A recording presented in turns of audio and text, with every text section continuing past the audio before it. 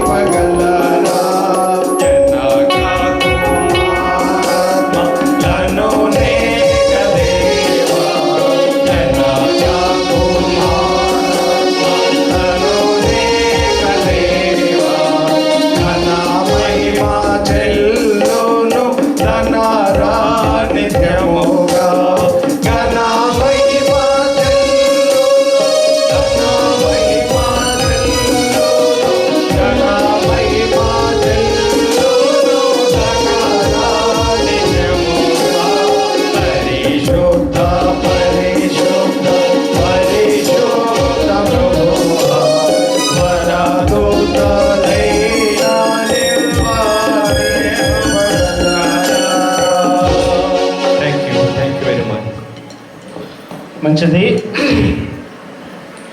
మరి నూతనంగా జతపరచబడిన బిడ్డలు మన మధ్యలోనికి వచ్చి ఉంటుండగా మన మీదని ఆహ్వానించడానికి దేవుడు కృప చూపించాడు. వారి ఇరువురు కూడా మరి ఇప్పుడు గార్లాండ్ ఎక్స్చేంజ్ చేసుకుంటారు.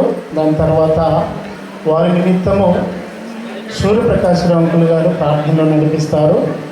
దయచేసి నూతన దంపతులు గార్లాండ్ ఎక్స్చేంజ్ చేసుకున్న తర్వాత వారు కూర్చున్న తర్వాత ప్రార్థనలో మన సూర్యప్రకాశరావు అంకుల్ గారు నడిపిస్తారు.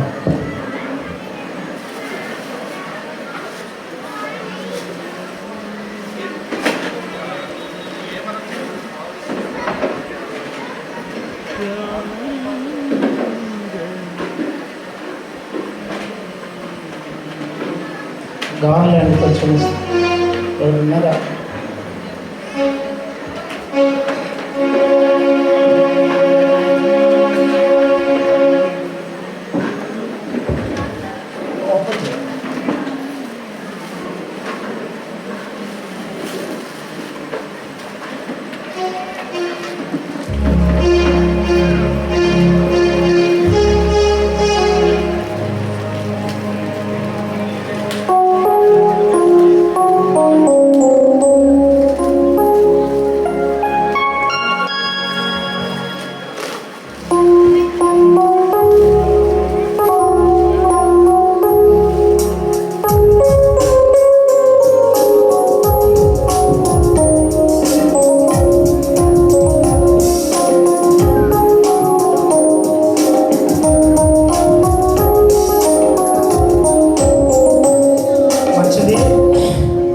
ఎక్స్చేంజ్ చేసుకునేటప్పుడు దయచేసి అందరూ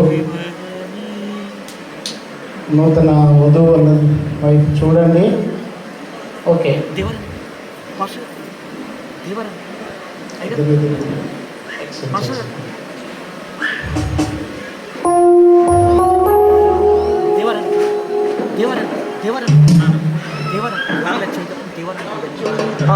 ఇప్పుడు టైం చెప్పినప్పుడు పాడుతుంది.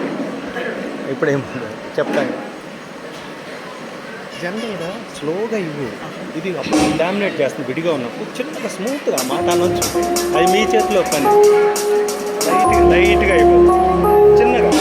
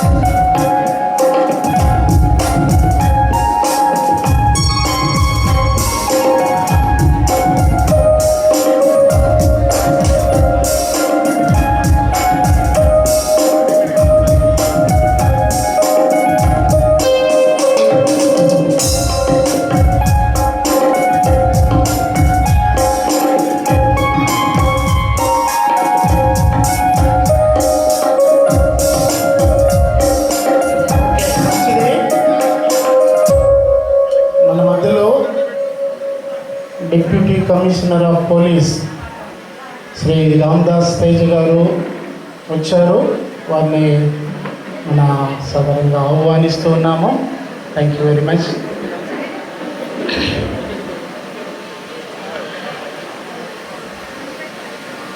ఓకే, దయచేసి ఇప్పుడు ప్రార్థన సూర్యప్రకాశ్రావు గారు, గ్రీన్ సిటీ స్థానిక సంఘ పెద్దలు వచ్చి ప్రార్థించాలని మనం చేస్తున్నాం.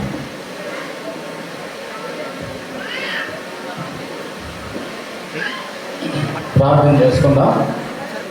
మహాపరిశుద్ధుడైన తండ్రి, కృపా కనికరమైన దేవ, భూమి ఆకాశంలో సృజించిన గొప్ప దేవ, నీతి స్వరూపుడు సత్య స్వరూపుడు అయిన దేవ, నీ ఘనమైన నామమునకు స్తుతి స్తోత్రాలు మహిమ కలుగును గాక. మా ప్రియులు మరి క్రాంతి కుమారు, జాయ్ విక్టోరియా, వీరిద్దరి యొక్క పరిశుద్ధమైన వివాహాన్ని ఘనంగా జరిగించినందుకు మీకు స్తుతులు చెల్లిస్తున్నాం తండ్రి. వారిద్దరి జీవితాన్ని ఒక కుటుంబంగా కట్టినందుకు మీకు స్తుతులు చెల్లిస్తున్నాం నాయన. మరి ఈరోజు రిసెప్షన్ ప్రోగ్రాంలో మేమందరం కలుసుకోవడానికి మాకు ఇచ్చిన ఈ శ్రేష్టమైన సమయం బట్టి మీకు స్తుతులు చెల్లిస్తున్నాం. ఇది మొదలుకొని వారి జీవితంలో నీ నామమును ఘనపరుస్తూ నీ కృపాక్షేమం వారు తోడుగా ఉంచి వారి సంసార జీవితంలోనూ, ఆత్మీయ జీవితంలోనూ, శారీరక జీవితంలోనూ అన్ని విషయాల్లో వర్ధన చేయమని ముందున సమయం అంతా మీ కృపగల దయగలస్తారు అప్పచెప్పుకుంటూ వారిని మీ కృపగలస్తారు అప్పచెప్పుకుంటూ యేసు ప్రభు పరిశుద్ధమైన నామమును స్తుతించి ప్రార్థించడానికి వేడుకుంటున్నాము తండ్రి. ఆమేన్. మంచిది, దయచేసి కూర్చోండి.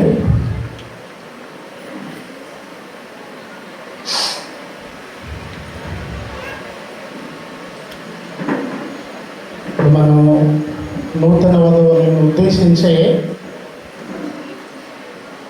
దేవుని వాక్యాన్ని అందించడానికి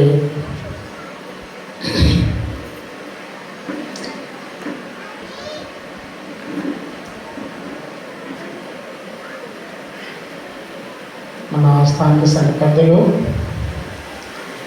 షడ్రి గారు మన మధ్యలో ఉన్నారు.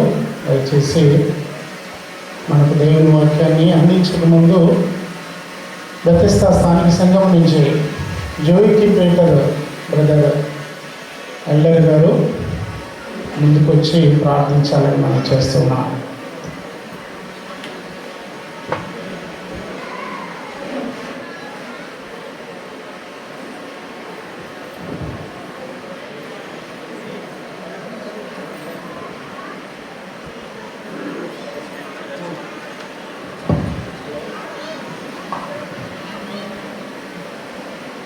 Brother please.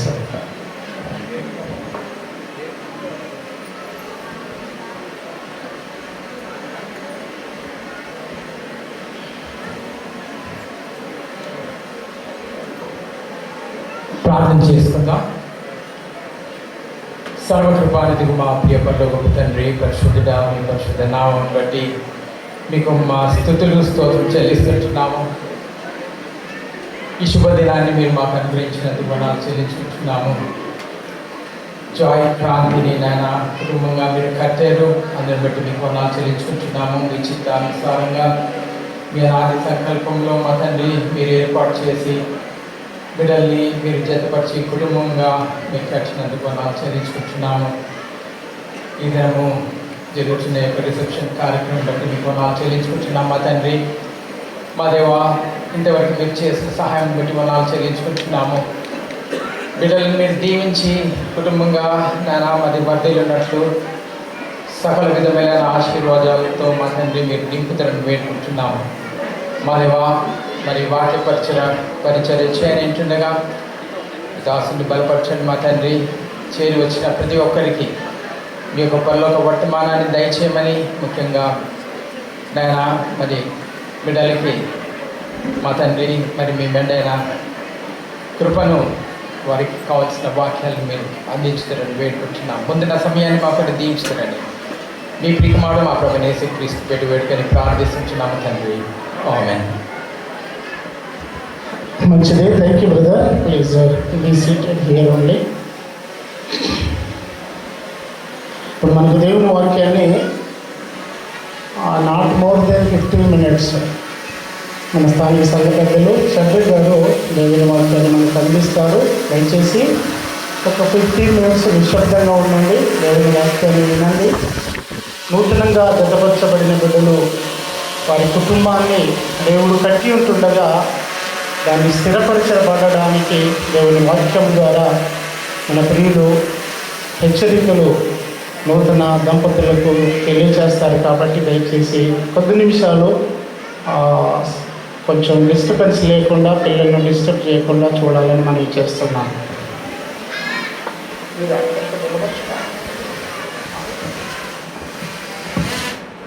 మంచిది. దేవుని వాక్యాన్ని మన ప్రియులు అందించక ముందు బైబిల్ రీడింగ్ మన కిషన్ బాబు స్థానిక సభ్యులు బ్రదర్ సురేష్ కుమార్ మత్తయి సువార్త 19వ అధ్యాయము 4వ వచనం నుంచి 6వ వచనం వరకు చదువుతారు.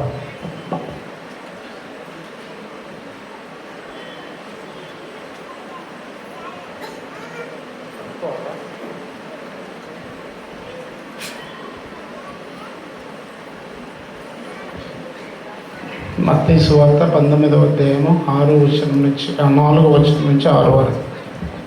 3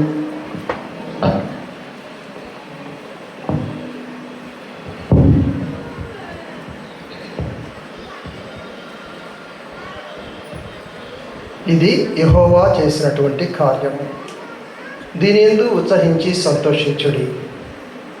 మనం ఇప్పుడు మత్తయి సువార్త 19వ అధ్యాయము 3 నుంచి 6 వచనాలు చదువుకుందాం. మత్తయి సువార్త 19వ అధ్యాయము 3 నుంచి 6 వచనాలు. పరిసయ్యులు ఆయనను శోధింపవలనని ఆయన ఎదురు వచ్చి, ఏ హేతువు చేతనైనను పురుషుడు తమ భార్యను విడనాడుట న్యాయమా అని అడుగగా, ఆయన సృజించిన వాడు ఆది నుండి వారిని పురుషునిగాను స్త్రీనిగాను సృజించననియు, ఇందు నిమిత్తము పురుషుడు తల్లిదండ్రులను విడిచి తన భార్యను హత్తుకొను, వారిద్దరూ ఏక శరీరముగా ఉందురని చెప్పిననియు మీరు చదవలేదా? కాబట్టి వారిద్దరు ఇద్దరు కాక ఏక శరీరముగా ఉన్నారు కనుక దేవుడు జతపరిచిన వారిని మనుష్యుడు వేరుపరచకూడదని చెప్పాను. దేవుడు తన పరిశుద్ధ వాక్యంలో మన కొరకై దీవించిన దాకా. మంచిది. వాక్యాన్ని చదివి వినిపించిన బ్రదర్ సురేష్ కుమార్ గారికి వందనాలు. 15 నిమిషాలు దేవుని వాక్యాన్ని మనం విందాము. దయచేసి అందరూ మౌనంగా ఉండాలని మనం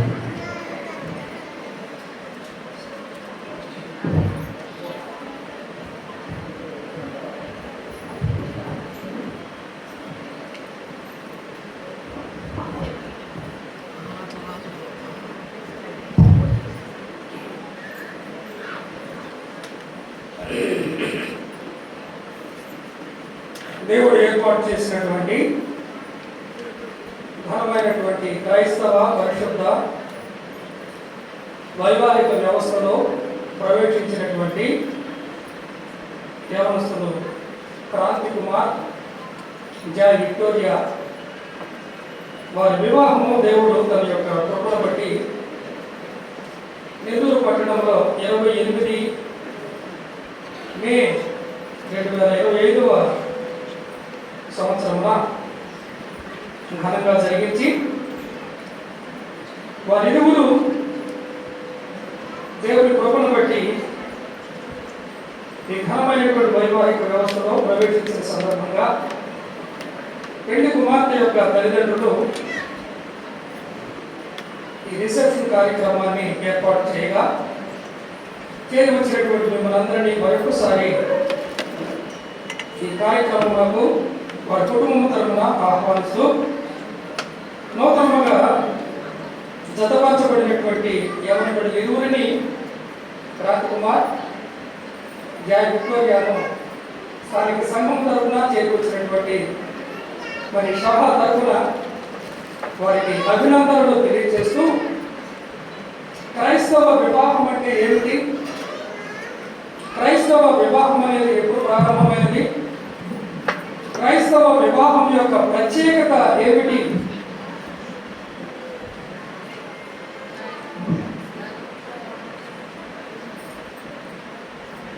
అనే విషయాలను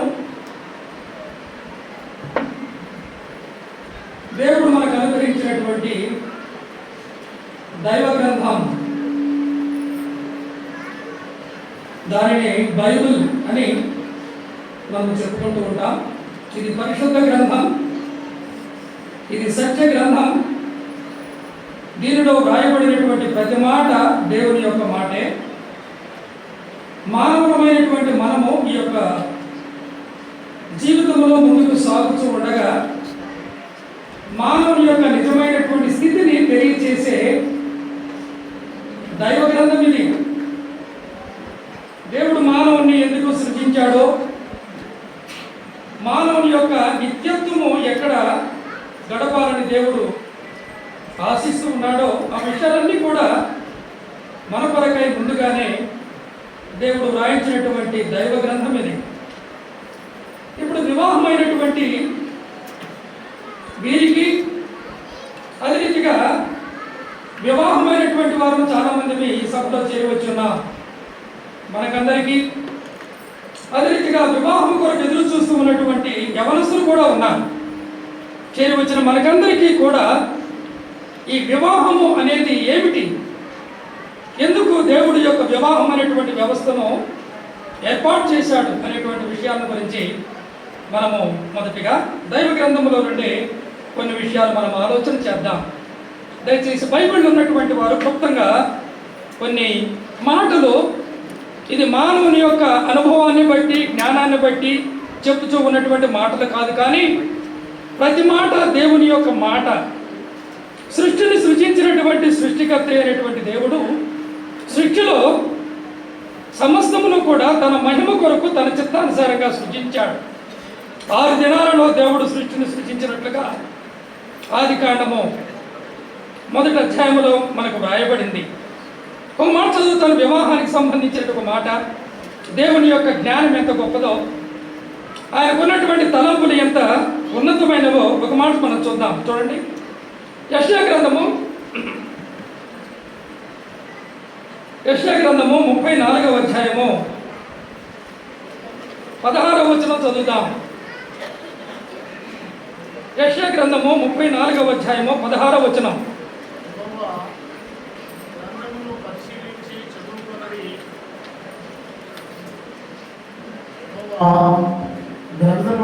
గ్రంథమును పరిశీలించి చదువుకొనుడి, ఆ జంతువులలో ఏదీ లేక ఉండదు, దేని జతపక్షి దాని యొక్క ఉండక మానదు. నా నోటి నుండి వచ్చిన ఆజ్ఞ ఇదే, ఆయన నోటి ఊపిరి వాటికి పోగు చేయును. చాలు గమనించాలండి. మానవుడు భూలోకంలో జీవిస్తూ ఉండగా తను సృజించినటువంటి సృష్టికర్త ఎవరో, తాను భూలోకములో జీవించడానికి సమస్తాన్ని కలుగు చేసినటువంటి ఆ దేవుని యొక్క ప్రేమ ఎంత గొప్పదో తెలుసుకోవాలంటే ఎక్కడికి వెళ్ళాలి చెప్పండి? యెహోవా గ్రంథమును పరిశీలించి చదువుకొనుడి అంటున్నాడు.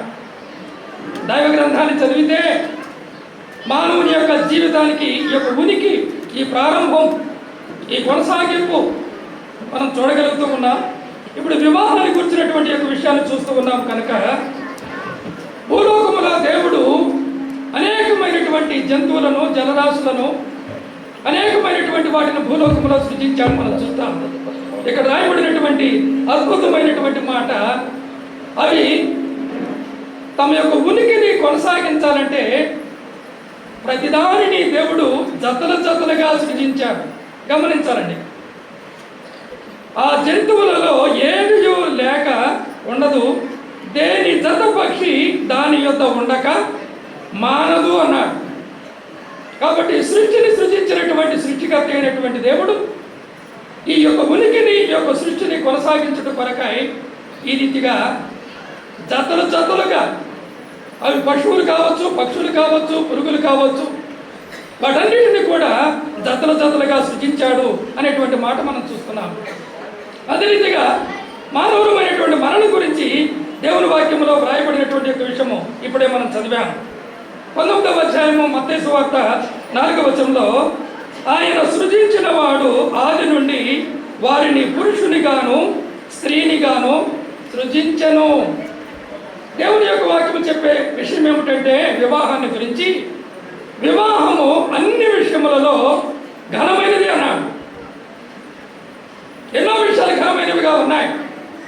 మానవుని యొక్క పుట్టుక, మానవుని యొక్క చదువు, మానవుని యొక్క విద్య, మానవునికి ఉన్నటువంటి ఉద్యోగము. కాబట్టి జీవితంలో ఎన్నో విషయాలు ఉన్నాయి, ఎన్నో సంఘటనలు ఉన్నాయి. కానీ వివాహాన్ని గురించి దేవుడు పలికినటువంటి మాట ఏమిటంటే, హెబ్రీ పత్రిక 13వ అధ్యాయము 4వ వచనంలో రాయబడినటువంటి మాట, వివాహము అన్ని విషయములలో అది ఎలాంటిదట? ఘనమైనది. ఇది ఎవరు స్థాపించారు? దేవుడే స్థాపించాడు. గరుడైనటువంటి దేవుడు స్థాపించాడు. గరుడైనటువంటి ఆ యొక్క దేవుడే దీనిని కొనసాగిస్తూ ఉన్నాడు. అందువలన ప్రపంచంలో ఉన్నటువంటి ప్రతి జనాంగంలో వివాహములైనటువంటి కుటుంబం అంటూ లేనే లేదు. ఇది దేవుని యొక్క చిత్తం. ఇది దేవుడు తన మహిమ కొరకై ఏర్పాటు చేసినటువంటి ఘనమైనటువంటి వ్యవస్థ. కాబట్టి నూతనముగా మరి దేవుని చేత దత్తపరచబడినటువంటి జయ విక్టోరియా, క్రాంతి కుమార్ గమనించవలసినటువంటి విషయం, వారి జీవితకాలం అంతా కూడా వారు గుర్తుంచుకోవలసినటువంటి విషయం, వారి దేవుడిని మహిమపరచవలసినటువంటి విషయం ఏమిటంటే, దేవుడు వారిని కుటుంబముగా ఈ రీతిగా ఏర్పాటు చేశాడంటే అది దేవుని యొక్క ప్రణాళిక, అది దేవుని యొక్క సంకల్పం. దేవుడే ఈ ఘనమైనటువంటి వైవాహిక వ్యవస్థలోనికి వారిని ప్రవేశింపచేశాడు. కనుక వారి జీవితకాలం అంతా కూడా వారి దేవుడిని ఘనపరిచేవారుగా ఉండాలి. వారి జీవితకాలం అంతా కూడా వారి దేవుడిని మహిమపరిచేవారుగా ఉండాలి. ఏ ఉద్దేశంతో దేవుడు వారిని యొక్క కుటుంబ వ్యవస్థలోనికి ప్రవేశింపచేశాడో ఆ విషయాన్ని ఎరిగినటువంటి వారై వారు ముందుకు సాగాలి. తర్వాత మనం చూస్తున్నాము 5వ వచనంలో రాయబడినటువంటి మాట, ఇందు నిమిత్తము పురుషుడు తల్లిదండ్రులను విడిచి తన భార్యను హత్తుకొనును. కాబట్టి వివాహము ఎవరెవరికి? 1 man and 1 woman. గమనించాలండి, 1 man and 1 woman అనగా ఒక స్త్రీ ఒక పురుషుడు మాత్రమే. ఎప్పుడు? యవ్వన కాలంలో. సమయం లేదు కాబట్టి నేను ముందుకు వెళుతూ ఉన్నాను. యవ్వన కాలంలో ఒక పురుషుడు ఒక స్త్రీ దేవుని ఎదుట, సంఘము ఎదుట, పరిశుద్ధుల ఎదుట ఈ రీతిగా జతపరచబడి బహిరంగంగా వారి కుటుంబ జీవితంలో ముందుకు సాగాలనేది దేవుని యొక్క సంకల్పం, దేవుని యొక్క చిత్తం. అందుకే 28వ తేదీ బహిరంగముగా వారిరువురు ప్రమాణాలు చేసి పరిశుద్ధుల ఎదుట, సంఘము ఎదుట, దేవుని ఎదుట తమ యొక్క జీవితకాలం అంతా కూడా ఆ కుటుంబ వ్యవస్థలో ఒకరికి మరి ఒకరు తోడుగా, ఒకరిని మరి ఒకరు ప్రేమిస్తూ, ఒకరికి మరి ఒకరు లోబడుతూ దేవుని సంకల్పము చొప్పున, దేవుని చిత్తము చొప్పున వారు జీవిస్తారు అని ప్రమాణాలు చేశారు. గమనించాలండి, క్రైస్తవ పరిశుద్ధ వివాహం అనే వివాహము దానికి ఆధారం ఏమిటంటే, ఈ వైవాహిక వ్యవస్థలో ప్రవేశిస్తూ ఉన్నటువంటి ఆ పెండ్లి కుమారుడు, పెండ్లి కుమార్తె బహిరంగంగా వారు చేసే ప్రమాణం తమ జీవితకాలం అంతా కూడా ఆ ప్రమాణాలకు కట్టుబడినటువంటి వారై జీవించాలని దేవుని యొక్క వాక్యం సెలవిస్తూ ఉన్నది. కాబట్టి ఒక పురుషుడు ఒక స్త్రీ మరి ఎంతకాలం అనగా జీవితకాలం అంతా. కాబట్టి ఈ బంధం, ఈ వైవాహిక బంధం దేవుడు ఏర్పాటు చేసినటువంటి ఈ యొక్క కుటుంబ వ్యవస్థలో వారు తమ యొక్క జీవితకాలం అంతా కూడా కొనసాగవలసినటువంటి వారే. పరిస్థితులు ఏ రీతిగా ఉన్నప్పటికీ కూడా దేవుడిని మహిమపరుస్తూ వారు ముందుకు సాగాలని ఇక్కడ రాయబడినటువంటి మాటను మనం చూస్తూ ఉన్నాం. ఇందు నిమిత్తము పురుషుడు తల్లిదండ్రులను విడిచి తన భార్యను హత్తుకొనును, వారిద్దరూ ఏక శరీరముగా ఉందరని వారితో చెప్పాడు. తర్వాత 6వ వచనంలో కాబట్టి వారికును ఇద్దరు కాక ఏక శరీరముగా ఉన్నారు. తర్వాత దేవుడు జతపరిచిన వారిని మనుషుడు వేరుపరచకూడదు. కాబట్టి వీరిని జతపరిచింది ఎవరు? వీరిని భార్యాభర్తలుగా ఈ రీతిగా స్థిరపరిచింది ఎవరు? వీరిని ఒక కుటుంబంలోనికి ఈ రీతిగా తీసుకొని వచ్చింది దేవుడే. కనుక దేవుడు వీరిని జతపరిచాడు. తమ యొక్క జీవితకాలం అంతా కూడా వీరు ఏకముగా అనగా వారిరువురు కూడా ఏకమై, వైవాహిక వ్యవస్థ అంటే సగం పురుషుడు సగం స్త్రీ అని కాదు. ఇరువురిని దేవుడు ఏం చేశాడు? ఏకము చేశాడు.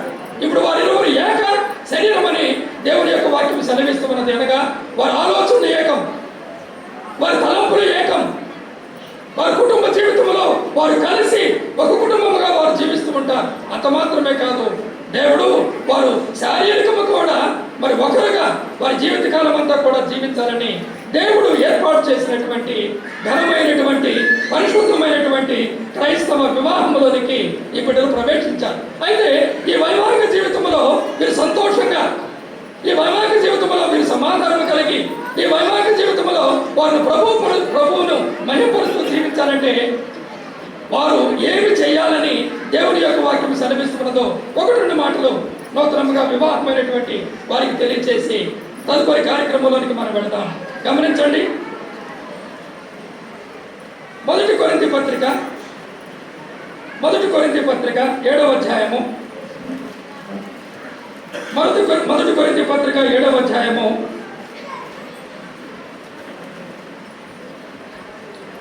1వ వచనం నుండి 4వ వచనం వరకు చదువుకుందాం. మీరు వ్రాసిన వాటి విషయము స్త్రీని ముట్టకుండుట పురుషునికి మేలు, అయినను జారత్వం జరుగుచున్నందున ప్రతి వానికి సొంత భార్య ఉండవలెను. గమనించాలండి, ప్రతి పురుషునికి సొంత భార్య ఉండవలెను, ప్రతి స్త్రీకి సొంత భర్త ఉండవలెను, ప్రతి స్త్రీకి సొంత భర్త ఉండవలెను. జీవితకాలం అంతా భర్త భార్యకును అలాగుననే భార్య భర్తకును వారి వారి ధర్మములు నడపవలెను. భర్తకే కాని భార్యకు తన దేహం పైన అధికారము లేదు. అలాగున భార్యకే కాని భర్తకు తన దేహం పైన అధికారము లేదు. కాబట్టి వారి వారి ధర్మములు చేయాలి. వారు భార్య అన్ని విషయంలో తన సొంత పురుషునికి లేక తన సొంత భర్తకు లోబడి ఉండాలని దేవుని యొక్క వాక్యం సెలవిస్తూ ఉంది. అందుకే మనం గమనిస్తున్నట్లయితే క్రాంతి కుమార్ని గమనిస్తూ ఉన్నాం, జాయ్ విక్టోరియాని గమనిస్తూ ఉన్నాం. జాయ్ విక్టోరియా తల మీద ఏమున్నది? ముసుగు ఉన్నది. ఇది దేవుని యొక్క వాక్యం చెప్పే సత్యమండి. ముసుగు అనగా అర్థం ఏమిటంటే తన శిరస్సు ఎవరంటే తన పురుషుడు, తన భార్య. అదే రీతిగా మనము మరి క్రాంతి కుమార్ని గమనిస్తూ ఉన్నాం. మరి తను తల మీద ముసుగు వేసుకోలేదు. తనకు శిరస్సు ఎవరు? తన అధికారి ఎవరు? తనకు ప్రభు ఎవరు? దేవుడు. తను సృజించినటువంటి దేవుడే తనకు శిరస్సు అని గమనిస్తూ ఉన్నాడు. పురుషుడు ముసుగు లేకుండా దేవుని యొక్క అధికారాన్ని ఒప్పుకోవడం, అదే రీతిగా స్త్రీ ముసుగు వేసుకొని దేవుని యొక్క అధికారానికి, దేవుని యొక్క క్రమానికి లోపడుతూ దేవునిని మహిమపరచడానికి గుర్తండి. ఇది చిహ్నం.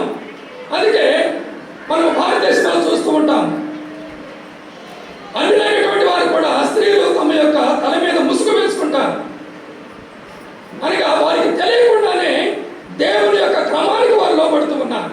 ఇది దేవుడు నియమించినటువంటి క్రమం. అనగా ఈ కుటుంబ జీవితంలో కుటుంబానికి శిరస్సు పురుషుడు.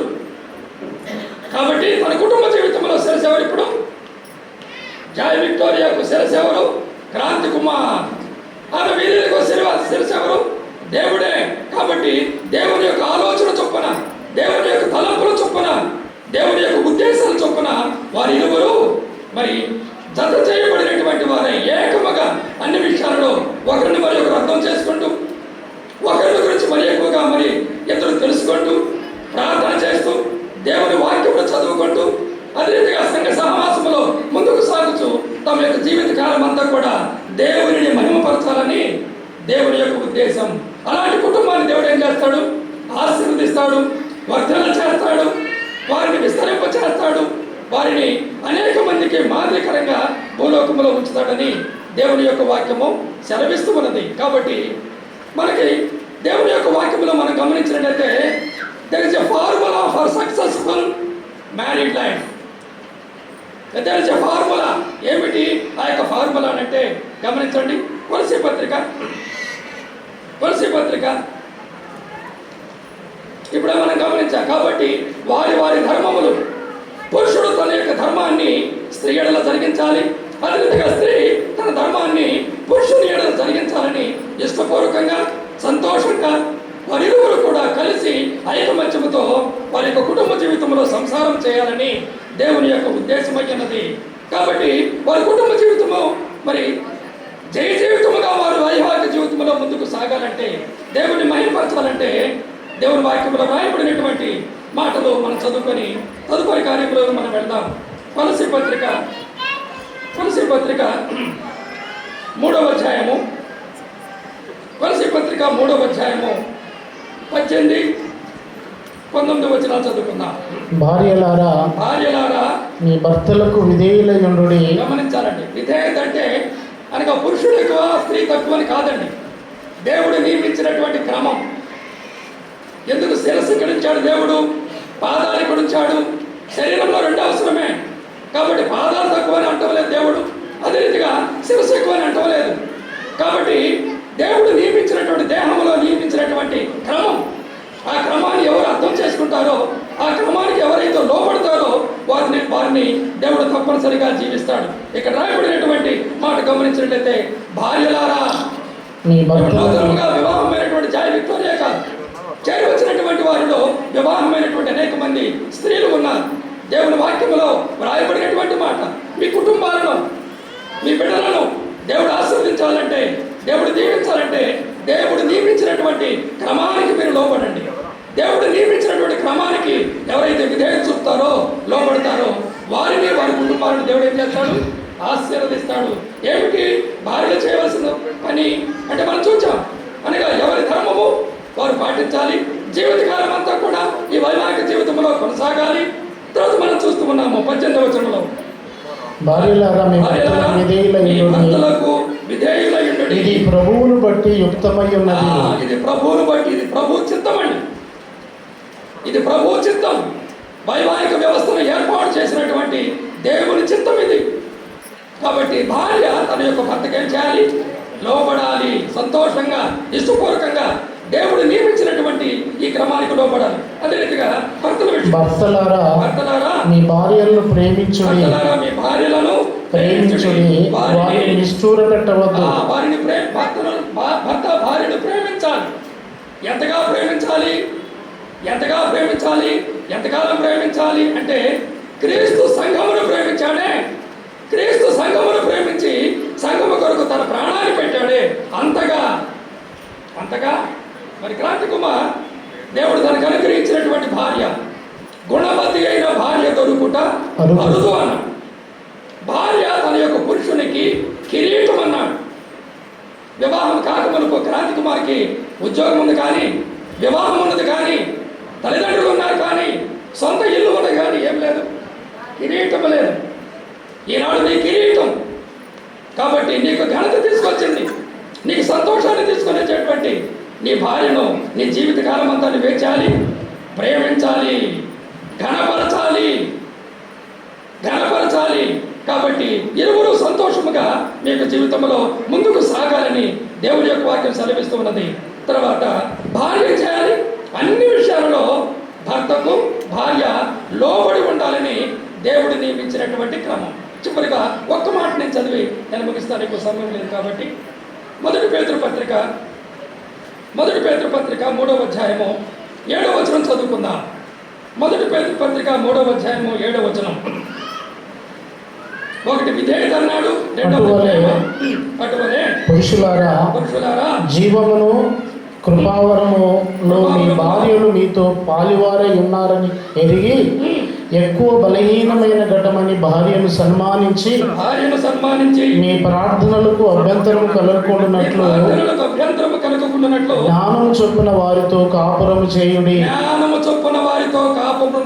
చేయుడి. అనగా కుటుంబాలు సంతోషంగా ఉండాలంటే ఏమవసరం చెప్పండి? జ్ఞానం అంటే దైవ జ్ఞానం. యెహోవా యందు భయభక్తులు కలిగి ఉండుట జ్ఞానమునకు మూలం అన్నాడు. దేవుని యందు విశ్వాసం ఉంచి రక్షణ జ్ఞానం అన్నాడు. దేవుని వాక్యములో ఉన్నటువంటి జ్ఞానవచనాలు, దేవుని వాక్యములో రాయబడినటువంటి విషయాలను ఎరిగి భార్యాభర్తలు ఇరువురు కూడా ఇక్కడ రాయబడినటువంటి మాట, పురుషుడు స్త్రీని దేవుడు ఎలా మనం గమనించినట్లయితే, స్త్రీ ఎలాంటిదట? బలహీనమైనటువంటి ఘటమని భార్యను ఏం చేయమంటున్నాడు? గమనించాలండి.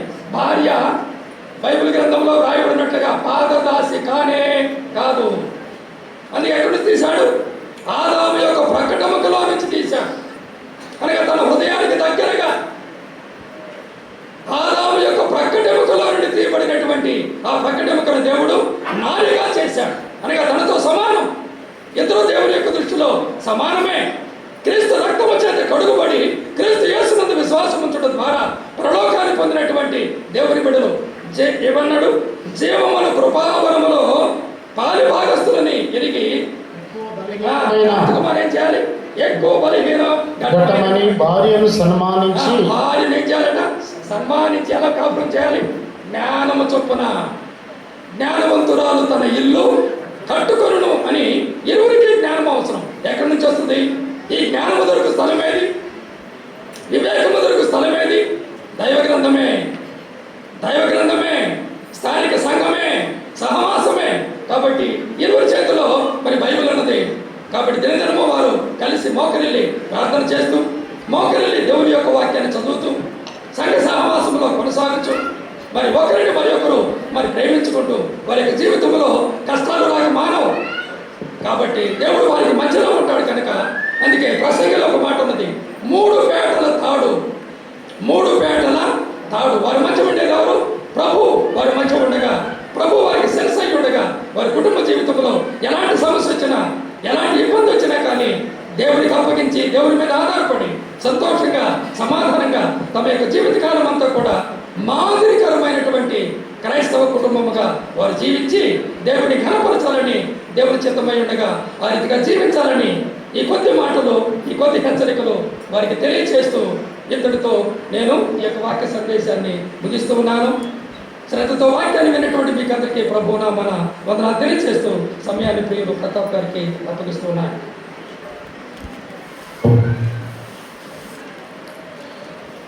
మంచిది. చక్కని హెచ్చరికలు. నూతనంగా జతపరచబడిన దంపతులకు మరి తనకిచ్చిన సమయంలో 15 నిమిషాలంటే ఎగ్జాక్ట్గా 15 నిమిషాల్లో పూర్తి చేసిన చరణ్ అంకుల్ గారికి స్థానిక సంగీతరత్న వందనాలు. అవును, భార్యాభర్తలు వివాహంలో ఉన్న సంతోషము ఒక 6 నెలల తర్వాత తగ్గిపోతూ ఉంటుంది, సంవత్సరం తర్వాత ఇంకా తగ్గిపోతూ ఉంటుంది, తర్వాత రుసరుసలు మొదలవుతూ ఉంటాయి. అందుకే దేవుని వాక్యం అనేదే భార్యాభర్తలకు, కుటుంబానికి సరిపోయింది. వారిని ఏక శరీరంగా దేవుడు చేసి వారిని ఒంటరిగా ఉండకుండా జంటగా చేసి వారిని బలపరిచి వారిని స్థిరపరచడానికి దేవుని వాక్యాన్ని ఇచ్చాడు. కాబట్టి వారికి ఇచ్చిన హెచ్చరికల ప్రకారం నూతనంగా జతపరచబడిన దంపతులు వాక్యంలో ఎదుగుతూ సంఘంలో వారు ముందుకు సాగాలని కోరుచున్నాము. వాక్యం అందించిన అంకులకు మరి ఒకసారి వందనాలు. మరి ప్రార్థన మన బ్రదర్ గాడ్విన్ బ్రదర్ ఉప్పల్ నుంచి మన మధ్యలో ఉన్నారు. ముందుకు వచ్చి ప్రార్థించాలని మనం చేస్తున్నాం. I request brother Godwin come forward and pray.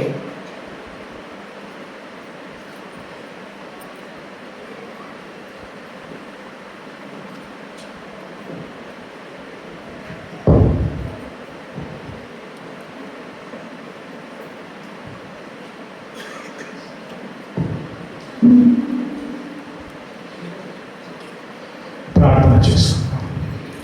మహాగణుడా, పరిశుద్ధుడా, నీ ఘనమైన పాదములకు వందనములు చెల్లిస్తున్నాం. ఈ సాయంకాల సమయంలో ఈ విధముగా రిసెప్షన్లో బ్రదర్ క్రాంతిని, సిస్టర్ జాయ్ ప్రభువా మీరు ఏకం చేశారు.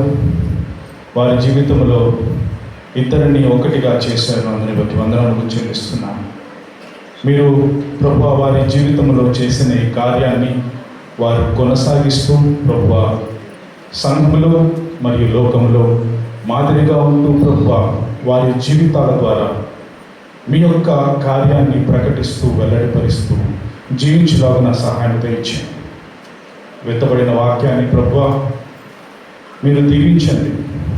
చేయవచ్చిన వారందరూ ప్రభువా మా జీవితాలలో ప్రభువా మీరు చేస్తున్న మహా కార్యములను, స్పెషలీ వైవాహిక జీవితంలో కావలసిన అవసరమైన కార్యములు ప్రభువా, అవసరమైన సంగతులను గురించి మీరు నీ వాక్యం ద్వారా మా యొద్ద ఉంచారు. అందుని బట్టి వందనములు చెల్లిస్తున్నాం. ప్రభువా ఈ దంపతిని మీరు ఆశీర్వదించండి. మరి ఎక్కువగా వచ్చే దినాల్లో నీ రాజ్య మహిమార్థమై వారిని వాడుకోండి. సంఘంలో ప్రభువా మరియు సమాజంలో మరియు నీ నామమును నీ యొక్క రాజ్యమును వెల్లడిపరచులాగిన వారిని ఉపయోగించండి ప్రభువా. ఇప్పుడే విన్నాము ప్రభు నీ యొక్క వాక్యములు. సమస్యలు ఉంటాయి ప్రభు మా జీవితాలు, కానీ 3 పేటికల తాళ్ళ గురించి ప్రభు మేము చదువుకున్నాం, విన్నాము ప్రభు. క్రీస్తు మా మధ్యలో ఉంటూ, క్రీస్తు వైపు మేము చూస్తూ, ఆయనను ఆధారముగా మేము పెట్టుకుంటూ, క్రీస్తు ప్రేమలో పెరుగుతూ ప్రభు ఒకరికి ఒకరు అన్యోన్యంగా వారి యొక్క జీవితాల ద్వారా ప్రభు నీ నామానికి మహిమ, ఘనత, ప్రభావము తెచ్చుకొని వివాహము అన్ని విషయములలో ఘనమైనది రుజువు చేస్తూ వారు జీవించుటకు సహాయం దయచేయమని ఇచ్చిన మంచి సమయాన్ని బట్టి వందనములు చెల్లిస్తూ, రావాల్సిన ఆశీర్వాదము ప్రభువా, కావలసిన దీవెనలు మీరే అనుగ్రహిస్తారని నమ్ముచు మా రక్షకుడైన యేసుక్రీస్తు ఘనమైన అతి శ్రేష్టమైన నామమున నా వందనములు స్తోత్రములు చెల్లించి వేడుకొనుచున్నాము తండ్రి. ఆమేన్. Thank you brother. చక్కని ప్రార్థన చేసి మా మధ్యకు వచ్చినందుకు వందనాలు. ఇప్పుడు జయరావుకులు గారు వారి యొక్క ఫ్యామిలీ ఇంట్రడక్షన్ ఒక 1 minute స్థానిక సంఘ పెద్దలు షట్టర్ గారు తెలియజేస్తారు. దయచేసి వినాలని మనం